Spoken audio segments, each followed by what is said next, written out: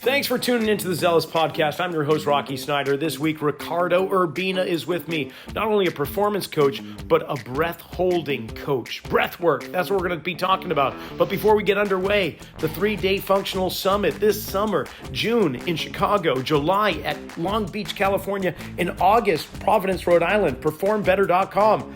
Need I say more? Check out my website, rockysnyder.com. If you're needing even more continuing education, we've got workshops in person and online, podcast archives, blogs, and more. And then you can join me in Kansas City, Missouri, July 16th to the 19th. I've got a couple of workshops and presentations going on at the NSCA National Conference. That's going to be, again, July 16th to the 19th. Check out Setanta College. You can get a Master's of Science in Performance Coaching, Sports Injury, and Return to Performance Management, and a whole bunch more. Just enter RS10 for 10% off tuition today.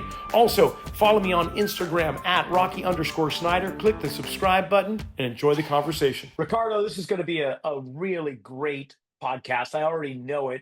Dude, we're sitting at the picnic table or the park bench overlooking a really nice set of waves. I'm not going to tell anybody where it is. We'll just say it was north of Santa Cruz on our way up the coast. And, I'm glad the conditions weren't all that great. And the wind started kicking up and it was kind of getting closed out because we just sat and chatted. And then the idea of having you come on kind of came about. So I really appreciate you opening up your schedule and coming on the Zealous podcast. So first of all, welcome. Oh no, thank you, and thank you for the opportunity. Yeah, it was definitely a beautiful day when we were catching up. But the truth is, I was also pretty tired, and it was great to like just have a little conversation and share some information on like some of the stuff that you knew about breath work and some of the stuff that I do, and yeah, and again, I'm glad the opportunity came up of coming into your podcast. Well, me too. And I got to say, I was kind of beat in the afternoon. So the general consensus for those that were hanging out were like, I don't think I want to paddle out. And everyone's going, that's a good idea. We should just hang out. So I'm glad we did. But give the listening audience like, who the heck is Ricardo Urbina and where did you come from? And give us a little update as to where you are now. Oh, thanks. Yeah. So I grew up in Venezuela, and then I played competitive soccer all my life. Then moved to came to college in Pennsylvania, played soccer in college, and then after I finished college, I kind of like wanted to stay in shape, but I could not commit because of work. I could not commit to being able to play a sport that require a team. Like I could not commit to like practicing in a team and then playing whenever they have on the schedule. So I started doing some running, and that led me into running a marathon and then running triathlon. And by my competitive nature, really got me to a point where like I really took triathlon serious, and I had the opportunity to race at a world championship level several times. I qualified and raced the Ironman in Hawaii, the world championship. Wow. 4 times, same thing. I qualified for the Ironman 70.3 world championship six or seven times. Um, and then I training partner with some of the best triathlete in the world champion, multiple time world champion, gold Olympic medalist. And with that, then I also moved to California. I was racing with the Olympic Club out of San Francisco. So it also Sure. allowed me to, or gave me the opportunity to work with a lot of amazing um professional and Olympic medalists in different sports, and some of the top athletes in many different sports, anywhere from water polo, swimming, triathlon, all the way to like rowing and sailing. And then, of course, during that period of time, I also had the opportunity to work with some amazing coaches who I really learned uh, all the magic tricks that you need to know if you really want to excel in any sport. Because I think at the end of the day, it's like when you look at coaching, I like to look at as a building an athlete as a pyramid, right? So the base, basically the athletic base, or the base of that pyramid, it really doesn't matter the sports. You need to have an aerobic capacity, you need to have mobility, you have to have muscular strength, like and yes, you can work it specifically to a sport, but at the end of the day, you need to have that as a base. That's, and then from that point you can work up to the tip of the pyramid, where like it become a little more sport specific, right? So Sure. and that's one of the reasons why I think like in many ways, like I've been able to transfer a lot of my skills into all different sports, especially now that I work with breathing and breath work, and using apnea as part of training on every single sport you can imagine. So after that, after my triathlon career, I decided to train and work and guide long distance swimmers. So I give you an example. Like I help Kat Breed. I guide her when she swam from Santa Cruz to Monterrey and she broke the record.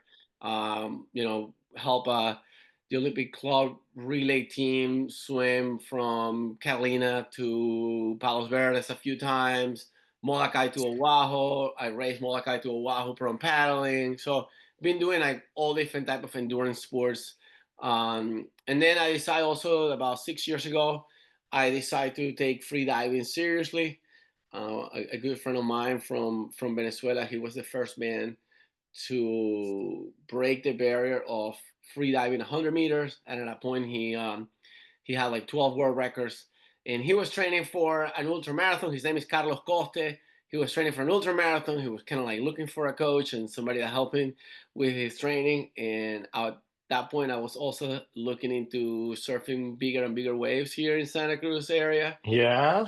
So we did a little bit of an exchange Oh man. of knowledge, right? So it's like, okay, I help you go with your running coaching, and then he's like, okay, I help you with your free diving and your breath holding capability, and then I came into free diving full time. I'm a free diving instructor for Molchanov, so I teach both beginners and intermediate courses, and then I became a breathwork instructor, and Well, let me just pause you right there then, because I want to kind of just explain to the listening audience a few things. Like the Olympic Club that you were a part of in San Francisco is a very historic, prestigious athletic club, the likes of which are like the New York Athletic Club. correct. They sponsor so many amazing athletes, they have so many resources. So to be in that environment's a pretty darn amazing thing. And then the paddling or the swimming, the women that you train swimming from Santa Cruz to Monterey, that's across the Monterey Bay.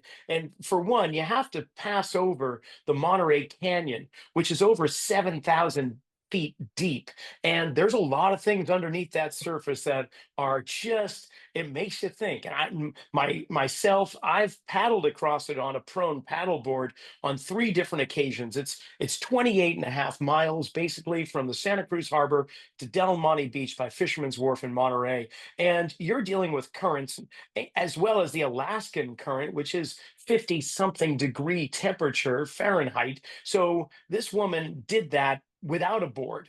And then going down to Catalina, that's another 30-mile race. And I myself, I've trained paddle boarders to do the Catalina as well as the M2O or the Molokai to Oahu, you also mentioned, which now you've got these inter-island channels, these currents that are whipping through in the middle of the Pacific. So there's some serious conditioning for those. And so hats off to you there. And then like that wasn't enough for you, Ricardo. You're like, okay, what do I do kind of like after winning the World Cup or after the Olympics? I got to do something else. So now you get into free diving. And okay, so where do you go from there when you're doing free diving? What's happening there? So freediving, unfortunately, I haven't have been able to put the time to go to a warmer location to actually train for longer periods of time. So anytime I want to get deep into, I will go for like 2 weeks or something like that, and then like I don't have time off to like really be consistent with the training. Because the reality is like it's really as beautiful as it is to dive in Northern California and in California, it's really hard to dive deep, and the water is really cold. Yeah. The second you pass that thermal climb on like around like I'm gonna say like 30 meters, you just get freezing cold. So it's really hard to like focus and really stay relaxed to go deep very deep here. So yeah, like the the deepest I ever gone is being 50-meter, which is, I don't know, over 155, 160 feet. And Yeah. but and I now usually with practice, I haven't done any type of max breath hold attempt, but in the past I did 6 minutes and 20 seconds, and so it's Wow. my personal best doing, for example, dynamic on the pool have been about 140. I almost made it to 150 meters. So it's Wow. so yeah. I mean, I would love to like really take some time at some point to really see what I can do in the freediving world specifically. But for for right now, what I do the most, I enjoy teaching. I love sharing that passion for the water. I think freediving is the best gateway to also not only connect with the ocean, but also enter into spearfishing. That's another activity that I love. Mm.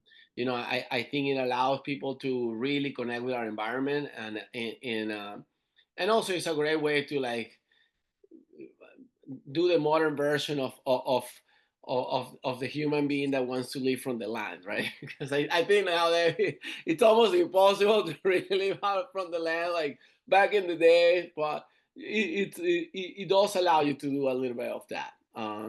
Sure. Now, I should point out that the way I got to meet you is actually through my son, Jack.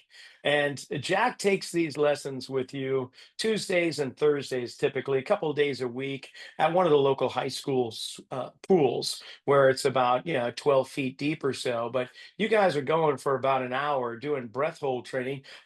My son, Jack, is a big wave surfer. Maybe I'm doing this, if you go to the video portion of the podcast, I'll throw some clips on there so you can see what it is we're talking about. You also like surfing the bigger waves, so there comes a point where it's essential that you're able to relax while getting tossed around and holding your breath for up to 45 seconds to a minute while your heart rate is racing. Here's the interesting thing, Ricardo. I've been researching a little bit about big wave surfing, and through my schooling that I'm getting right now, I found this research article that said that big wave surfing has the highest sustained exercise heart rate out of any sport, more than triathlons.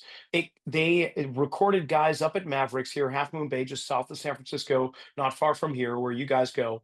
And the surfers out there with the heart rate monitors had sustained heart rates of 184 beats per minute.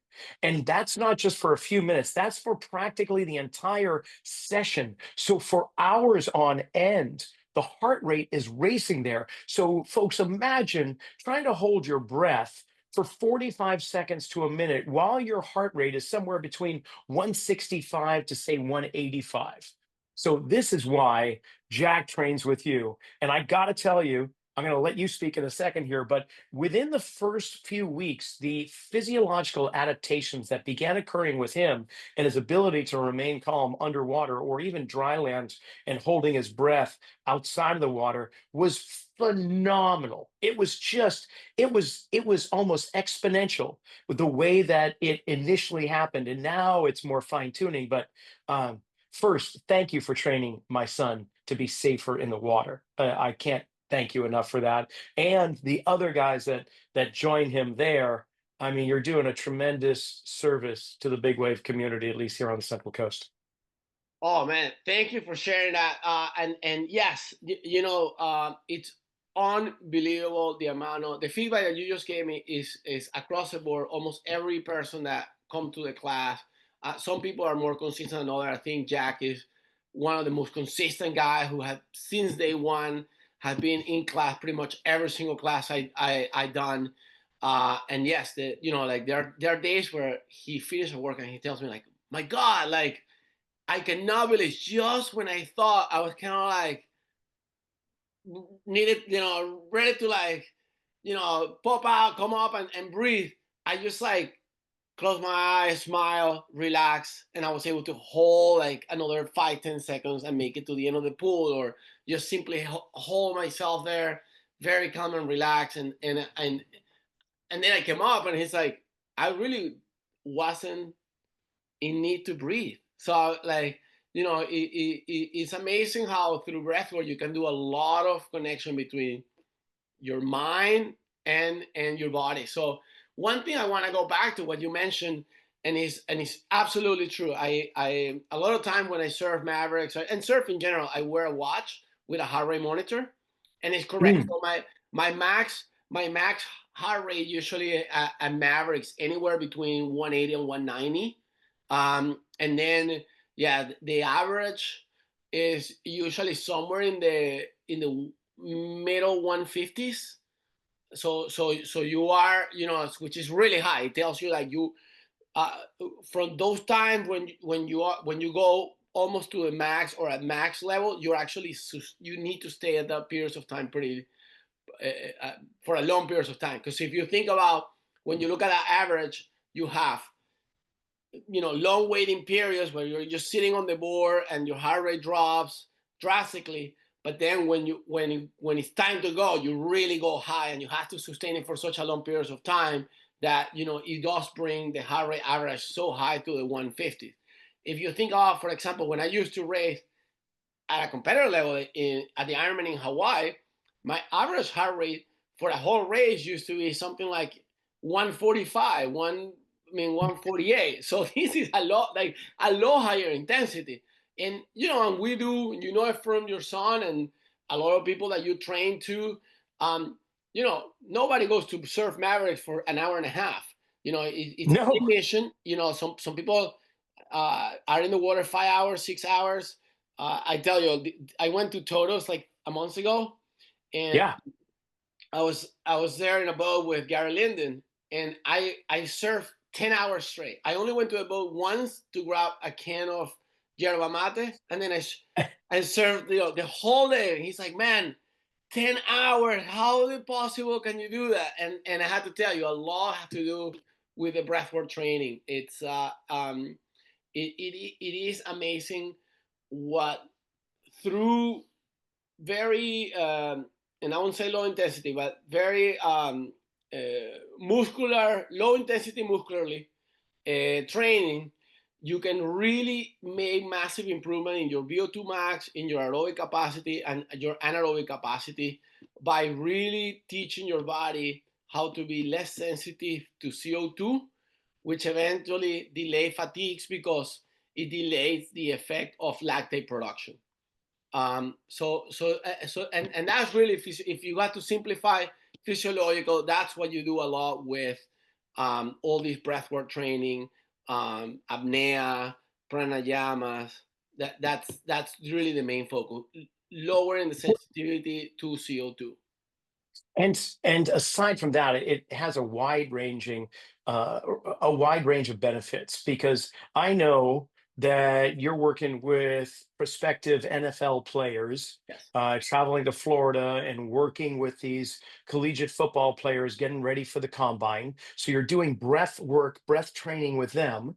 You're going to public schools, to grade schools, elementary schools, and working with kids with breath work so that they can have better focus, better concentration, more relaxed learning, being kind of in the zone. And of course, you're working with the big wave surfers. Now, there's another element that I'm learning about more, and that's hypoxia training or apnea training for people that have had that are post concussion syndrome sufferers. And it's just amazing how the breath work can create a greater circulation of oxygen into the brain when you have a controlled, progressive way of depriving it, but not to the point where it is obviously detrimental to the individual, especially those that are high risk, like post concussion syndrome. But how about this? Tell me a little bit about the football players and what you've been doing with them.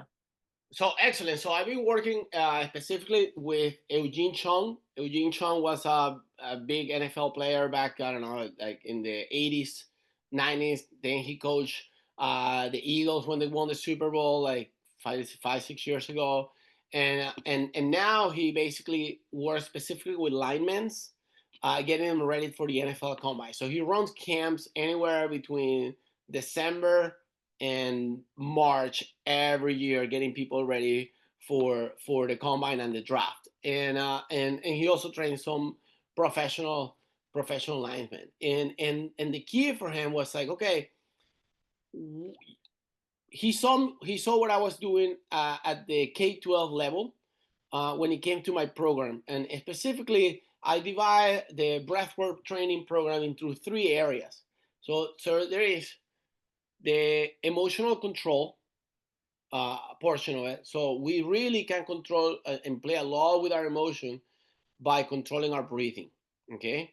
The one thing that I like to mention is, we have 2 engines that run our body: the brain and the heart. And the one thing that controls both of them is your heart rate variability. And the heart rate variability, it's only affected by your breathing and the way you breathe. So there is a massive, massive correlation between the way you breathe and how you think, you process information, and how you can act or react or respond to stimulations, right? So we do work that is very specific about relaxation, about teaching yourself how to handle anxiety, how to handle depression, how to handle being stressed, nervous, right? How to anger.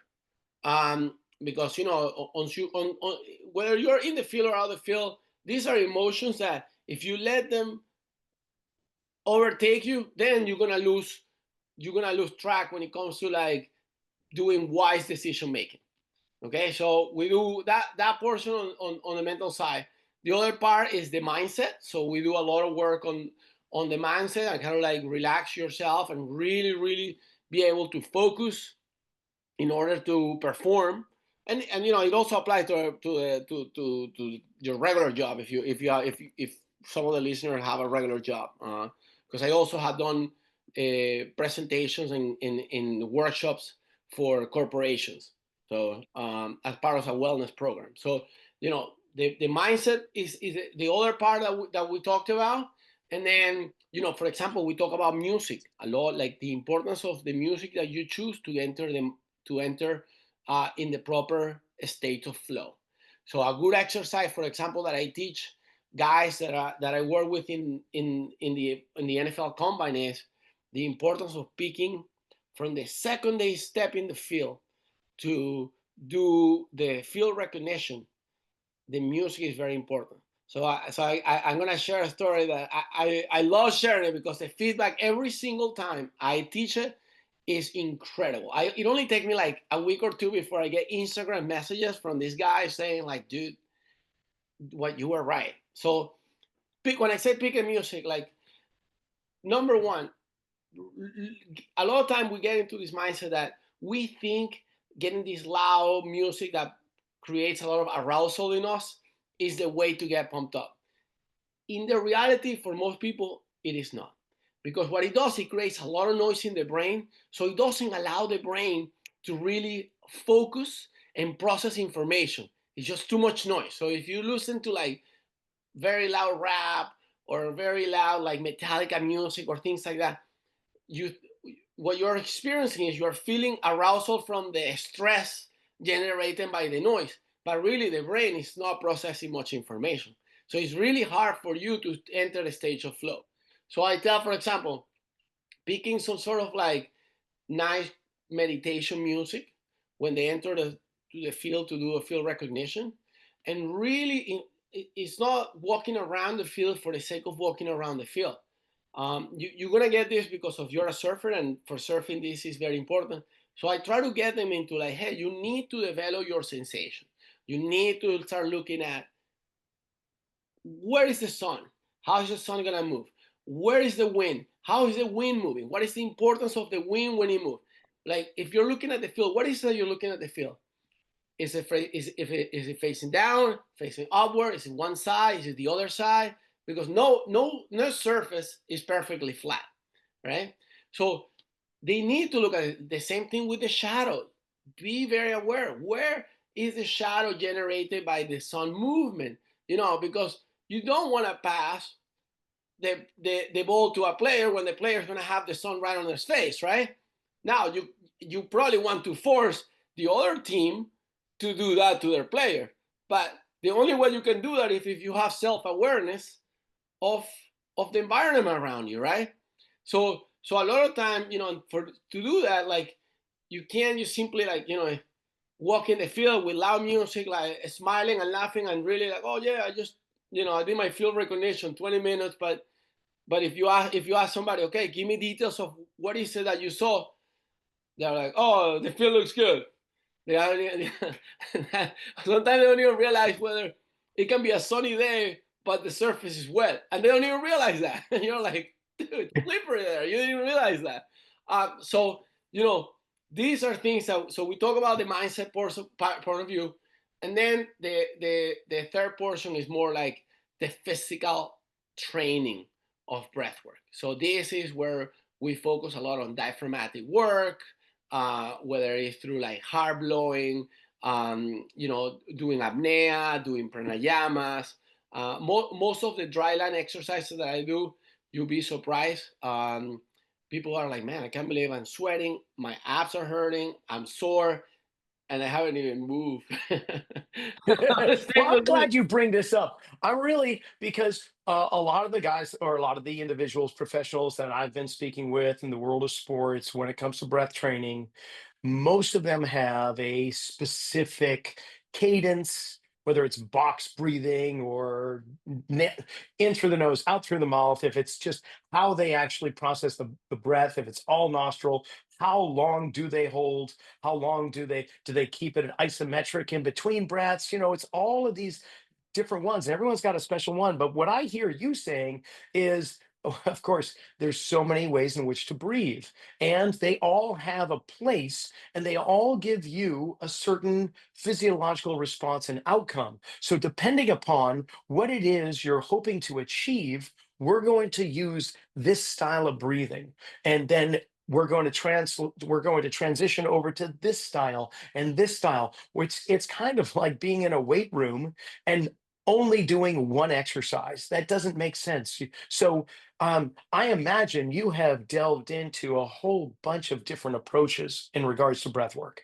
Yes, absolutely. So there are different breathing protocols for all different types of circumstances. Some are to calm you down, some are to make you recover very quickly, so you can, have massive muscle recruitment over and over and over.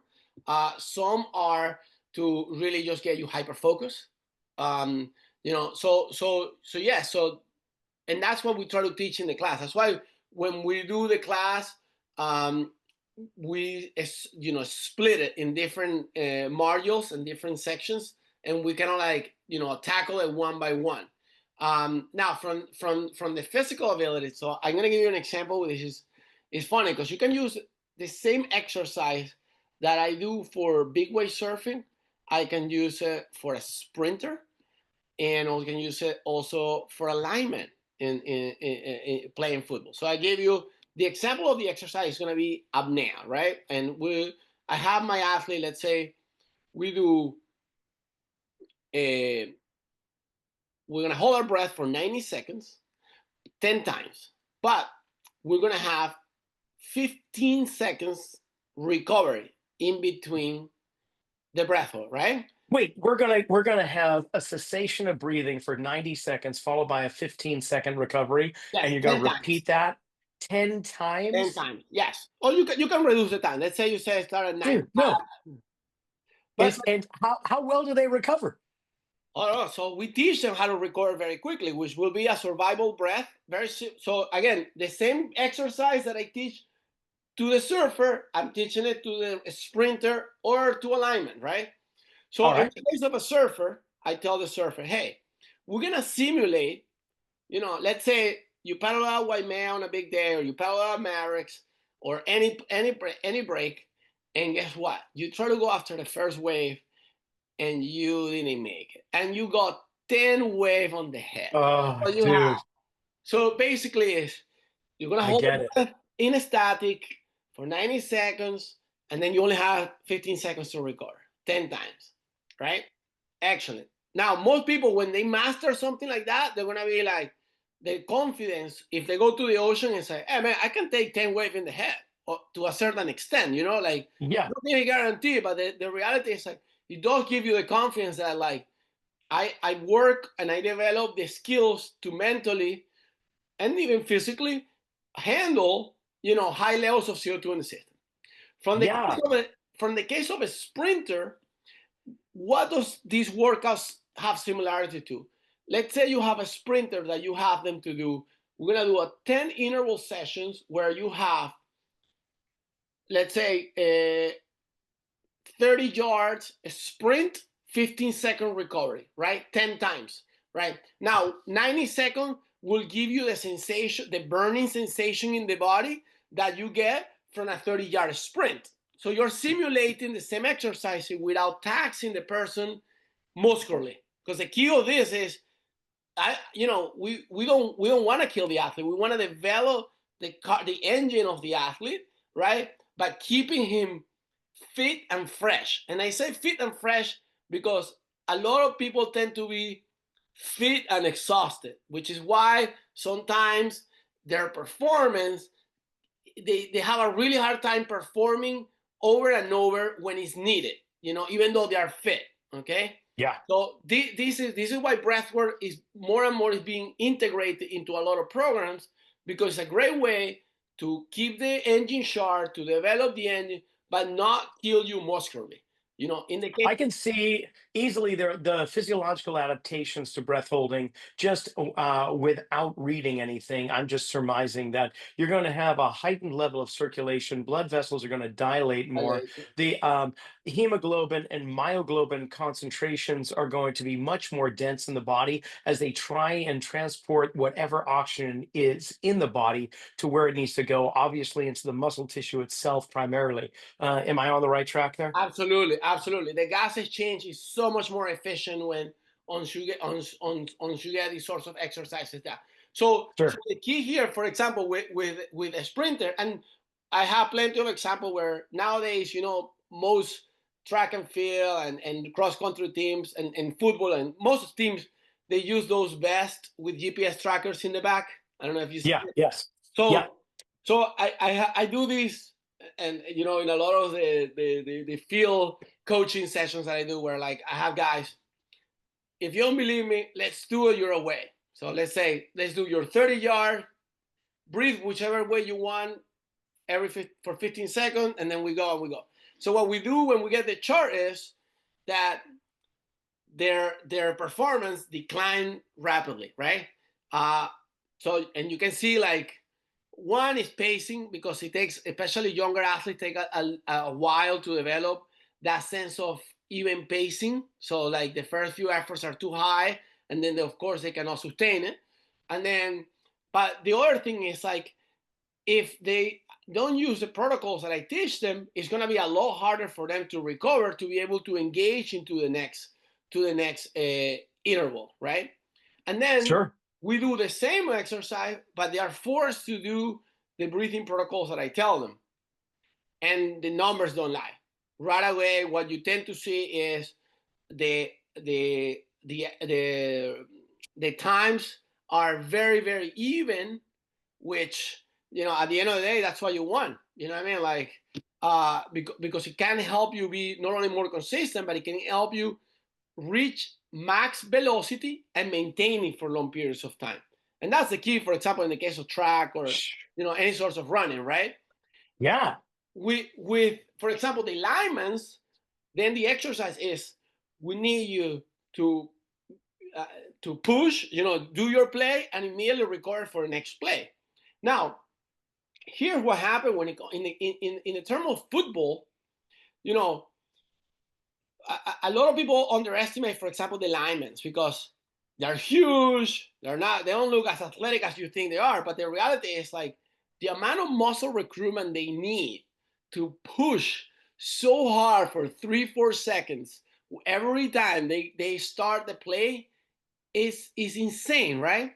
And it does Yeah. take a lot to recover. Also, because of their weight and their size, a lot of them tend to be mouth breather, which makes them very inefficient to to recover. So they're like, and so it takes them. So what happens is you teach them how to breathe properly, how to recover properly between interval, is that you can see them go, play after play after play. And usually, in a lot of teams, they have to slow down the time between plays because they need their big guys to recover. But Sure. if you can get your big guys to recover quickly, and you already train your body to be able to run, let's say, to go in the field and say, okay, we can go and run 5 plays back to back to back to back at our pace in less than 20 seconds, or let's say 20 seconds in between play.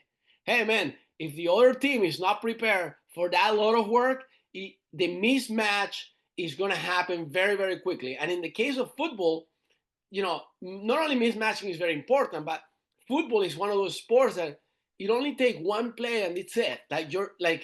You're done. Yeah. Let one guy pass or run, or you're not fast enough, and it's a score.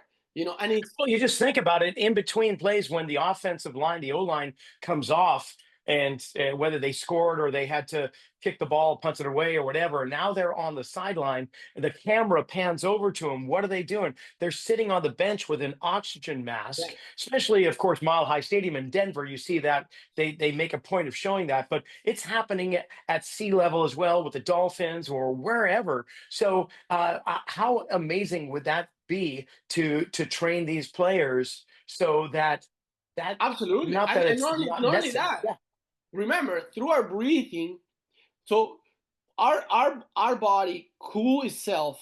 Our cooling system, just as our heating system in the body, had a lot to do with our breathing. If you're cold and you blow, you can blow hot air. But if you're hot, you can also blow cold air in your hands, right?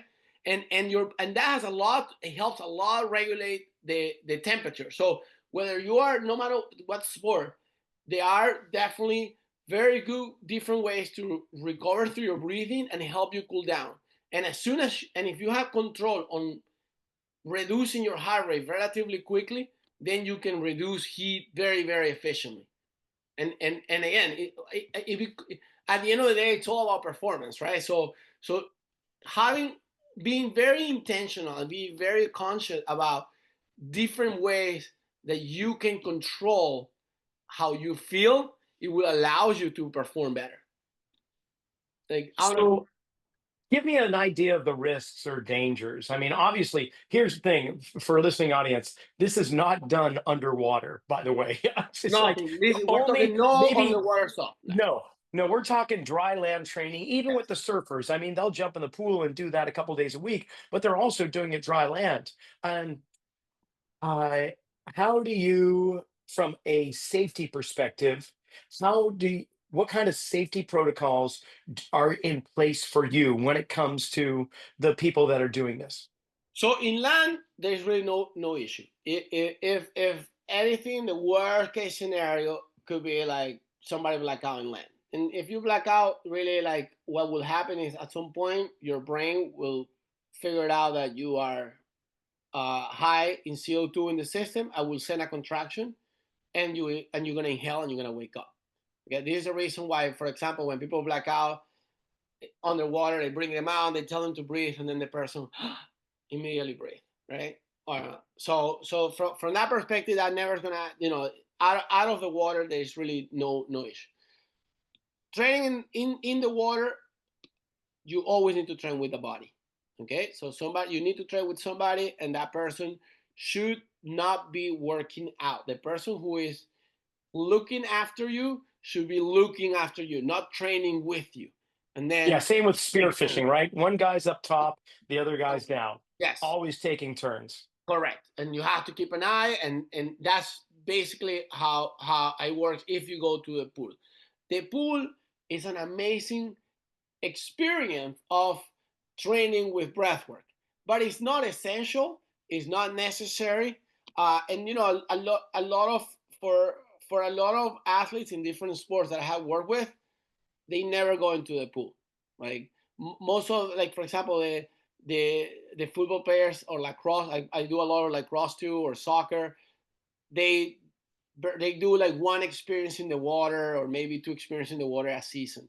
Most of the time, it's just implementing and using different type of like breathing like exercises in their warm up or in their cool down that are integrated into the program, and that's about it. So the key really is to train. Most of the training should be done in um, inland, and a And lot. on average, how much time are we talking for doing like strength training is probably going to be 25 to 40 minutes easily. Aerobic conditioning, we can, and flexibility, mobility drills, you start adding those all up. But when you chunk it out for breath work, what's the average that you have with your athletes? I mean, anywhere between 10 and 20 minutes. 20 Okay. minutes on the top end. But the thing is like you need to integrate breathing correctly into your strength and mobility, because here's another point. And you're gonna agree with me 100%. I know this because breathing have everything to do with your mobility and your balance. Okay. Truly. In the case of surfing, for example, since we're talking about, I have a lot of time, guys. I don't coach surfing, but I can tell you, I can have like a Jack, for example, and I can tell Jack, try to fake a turn inland and do it when you're inhaling.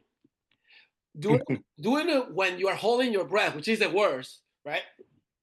And now doing it when you are exhaling, and the range of motion, it's like whoa, I cannot believe how much I can turn. There you go. That's gonna apply in the water. Okay. So or in the weight room. Same thing in the weight room, for example. Like you need to be in the right time of in the breathing cycle when you're doing your movement. Like for example, let's say you have somebody doing a squat. If the person is holding the breath going down and holding the breath going up, their ability to really, one, they can get hurt, and two, the other thing is their ability to really push is going to be very hard because they already have tension when they don't need to have tension, right? Because they're holding their breath. Now, there's a difference between the person inhales on the way down and exhales on the way up than if the person exhales on the way down and inhales on the way up, right? Tremendous. And that's the part where like not all the breath work has to be very specific on like just sitting down and doing meditation or doing that CO2 table or doing some sort of like pranayama or anything. No, you by understanding the breathing science and how your breathing works, you can apply it completely on every activity that you do. Like Sure. and I always sort of say like the important thing to understand with your breathing cycle is your power, your accuracy, your reach is always going to come out on your exhalation if you want to keep it simple, right? And like for example, I love a lot of the new commercials for like LeBron James, because LeBron James is huge into breathing. And actually, everything comes from Phil Jackson. Phil Jackson always talks about the Yeah. importance that like mindful meditation and breathing have on his player. And he always talks about like not every player of him bought into this, but he was lucky that three guys did it: Michael Jordan, Yep. Kobe Bryant, and LeBron James. And Yep. clearly they all did pretty well. The four of them, right? Uh, Yep. so so if you look, for example, some of the new Nike commercial where like LeBron is shooting the hoop, you can see it every time he releases the ball. He's like, shh, shh, because it's the only way when you're that to really do the final stretch, to really get guide the ball where you want it to be. So using your breathing to your advantage on your movement and your balance is very important. Um, But what's your particular your own personal program look like? I'm just curious because you've been doing this for quite some time now that you must have developed something. And do you do it on a daily basis? Is it more like every other day? What's the frequency of the work that you do for your own? so I try to do almost every day. Like if I can do every day, I do it. So for example, one thing that I pretty much do literally religiously every day is when I wake up, I do Uddiyana Bandha, which are like the stretches of the abdomen when you kind of like vacuum your stomach and you pull it up, and it's more for like it's a cleansing exercise in yoga and in some of the Eastern Asian cultures, but it's really a good stretching of your diaphragm, and it allows inward especially, and it allows you to really start your day by breathing properly. And Interesting. you can get that done in less than 2 minutes, because all you have to do is 2 3 series where you do that suction cup from the stomach, and that's it. Now, as far as like sitting down and doing some sort of I would say meditation, same. I do it. I don't necessarily do it early in the morning when I wake up. I try to, but if not, I do it throughout my day. And meditation only takes anywhere between 5 to 10 minutes, where you simply sit down. And I always tell people you use three things for relaxation. Close your eyes. Closing your eyes does marvelous thing to your nervous system, because the second you shut your eyes, about your brain functions shut down a lot. So 20% of all the oxygen that you breathe is used to generate energy in your brain to process a stimulation you get through your vision. So closing your eye helps you to calm down very quickly. The next thing I tell people is intentionally do like a light smile. And the smiling, what it does to you is it allows you to relax your jaw. So one of the first points of tensions in our body is the jaw. As soon as we like somebody cross in front of us, somebody like says something that we don't like, we're gonna put tension here. So be very intentional about smiling and relaxing the jaw. Most likely, also when you relax the jaw, your tongue also is gonna relax. Okay, so then your neck is gonna be relaxed, and you be able to be calm. And then the next thing will be humming. So humming is a great thing to do, like, and by humming, you activate your parasympathetic system. So a lot of the vagus nerve have sensors here in the neck. So that vibration of the humming activates that.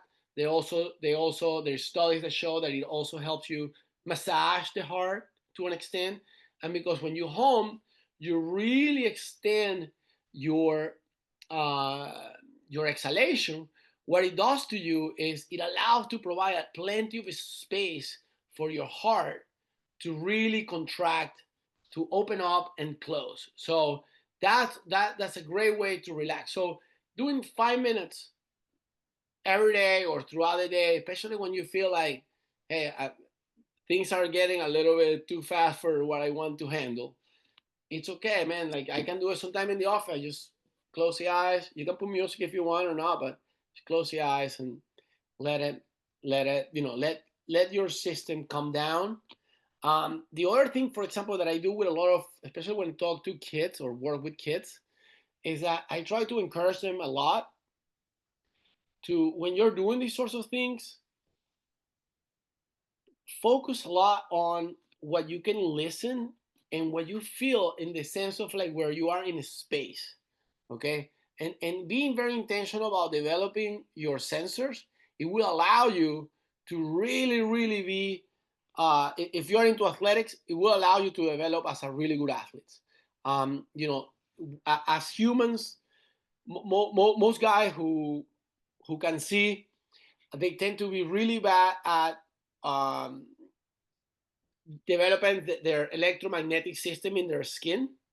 So what it does to you is like, a lot of people have really bad sense of where they are in a space. Now, some athletes, actually no, the best athletes in the world, they are very well developed in that. And this is one of the reasons why a lot of time you cannot explain, how did he feel a guy was coming in one direction behind him, or he had a teammate like completely in the opposite side, and he didn't have to see it, he just passed the ball. A lot of it is that they have that censorship where they can feel like something is coming towards them, or something is, somebody that they are trying to reach is close to them. And that's something that we can work on it. So a lot of time when we are meditating, it's a good opportunity to try to see like, hey, what's the distance between the noise that I'm hearing from where I am? What is like, it's very, very, it's a very good thing to do. and it will definitely allow your brain to like calm down a lot. So Right on. meditating Okay, so thing. how about this? This is more or less like it's completely selfish question, and I will hold to it. I will own up to it. We've got swell coming, dude. We've got like tomorrow. It's supposed to be 5 to 7 on the east side, maybe 6 to 8 over at the lane on the west side. So we're talking several feet overhead, which is like my playground. I love that size when it's a couple feet overhead. You and Jack, you can take your asses up north and go for the big 20 to 40 or 50 footers. That ship sailed on me a long time ago.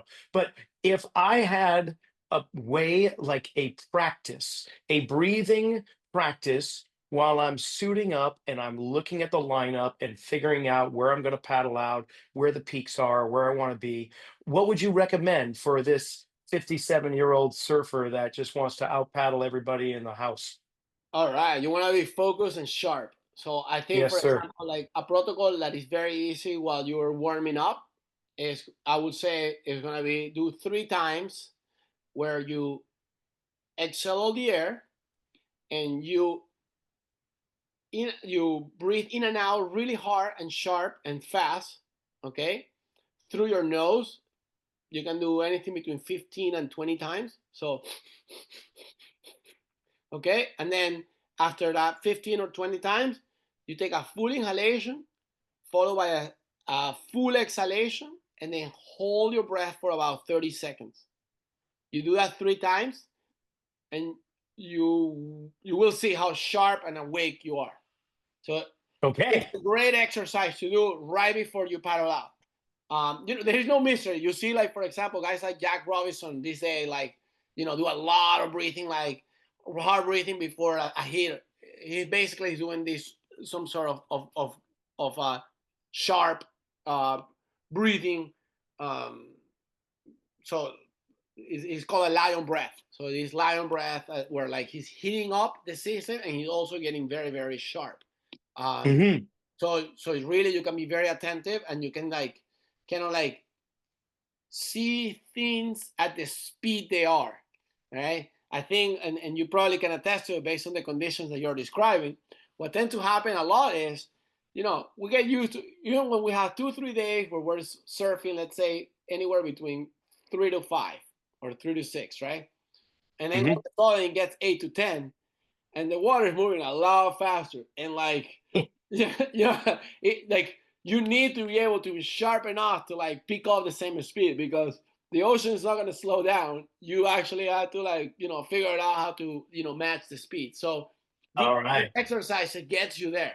um Y'all, you gave me homework. I love this. Okay. And now for the listening audience that wants to know about apnea training and the work that you're doing, where can they go? Instagram, LinkedIn, what are some channels they can connect so with? so they can come to our Instagram right now. Is probably the best way to get with all our classes.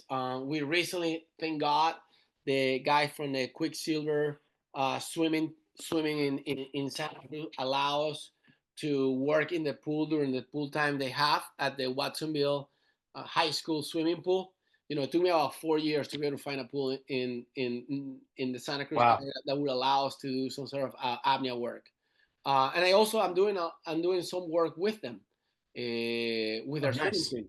So we do apnea with them. They invite me tomorrow. We're doing a workshop, not tomorrow, on Saturday.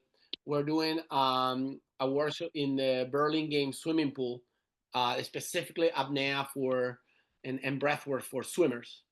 So we have the Quicksilver team, both the Santa Cruz as well as the San Jose and the Burlingame team, all coming to the workshop. Um, so, Fantastic. so we do lessons, and I only have 10 spots per session. I cannot have more than 10 spots. So you have to go on our website and sign up. And what we do is Tuesdays and Thursday from 6:15 to 7:30 p.m. In Watsonville. And every other Wednesday, I have a land class in my house in Aptos. And then, we put everything online, and also they can come through our website. So our website is Apex Apnea PPC. That stands for peak performance coaching.com. And yeah, they can check either the website or our Instagram. We're constantly putting Perfect. stuff on the I'll Instagram. put the connections. I'll put all the links in the description below the podcast, so that won't be a problem.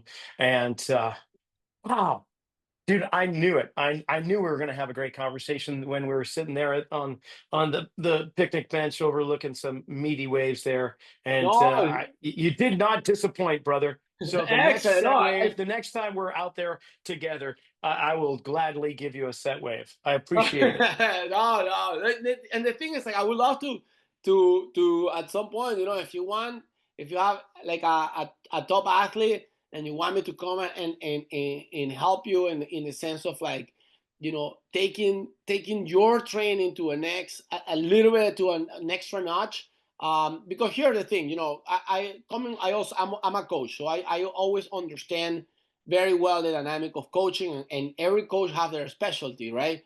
And for example, when I work with all different coaches, my thing is I don't want them to adapt to my routine, or I love to adapt to their routine. So a lot of my work in general tend to be the first time or a few times I will go to their session and see what they do, whether it's their warm up, and then I can tell them, like, hey, to the same warm up that you're doing, if you add this component with the breath work in it, you can actually maximize whether it's the movement, the training, the warm up, like lifting, like all these sorts of things. Like, so when I say like working together, I mean like, hey, I can always, and I would love to come and work with you on like things that you can Well, add into your routines that you have with your athletes. And I think that's where you start getting best bang for your buck. And then breath work doesn't become an extra thing, because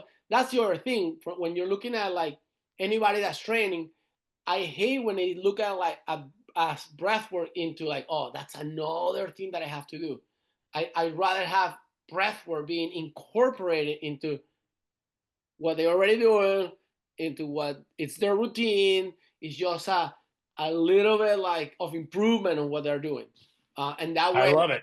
it doesn't become like something that they don't necessarily feel like they want to do. Well, you give me something to look forward to. We'll definitely connect our forces and make it happen. Ricardo, thank you so much for coming on. I've really enjoyed this. No, thank you. I love it. Thank you for the opportunity. And that's the end of this conversation, but I've got to ask, did you hold your breath somewhere during this whole thing? And how long did you last? Try it more often, and maybe even with Ricardo's help, and it could be a lot more. I speak from experience. Hey, follow us on Instagram at Rocky_Snyder. Check out the Perform Better 3-day functional summit, the NSCA National Conference. Check out my website, RockySnyder.com. And of course, check out Ricardo's work. And we'll just see you next week.